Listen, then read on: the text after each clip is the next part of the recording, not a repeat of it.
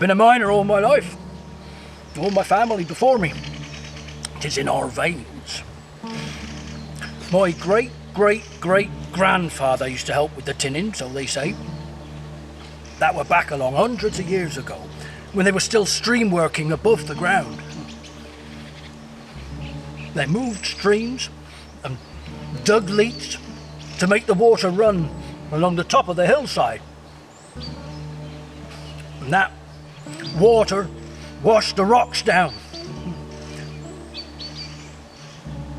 Cassiterite. That's the precious stuff. The tin. It's heavier than the rest.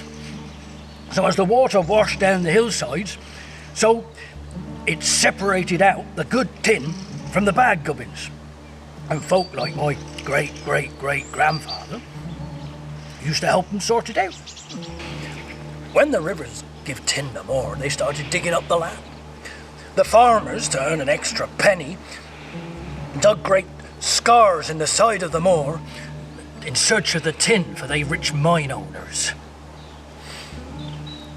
'Tis surprising, the machinery they had in them dark medieval times, ingenious engineers, digging leaks to send the water, to power the wheels, to pump the water out of the mine, to force the stamps, to crush the rocks to smithereens, for girt big buddles, to wash away the gubbins and leave the tin behind. Cassiterite, that's the precious stuff. Shining silver like the moon over Haytor. Nowadays, us tinners are down in the deep darkness underground.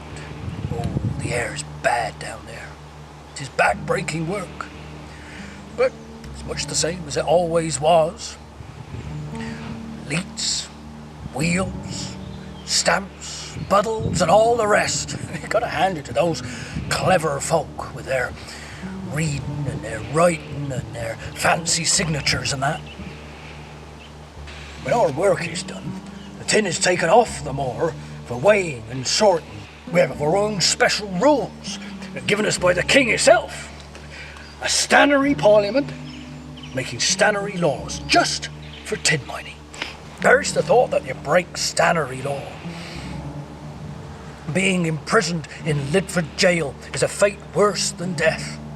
Left to rot, never to taste one of my Lizzie's rabbit pies ever again. All for the shiny stuff, the tin. Moonlight in rock.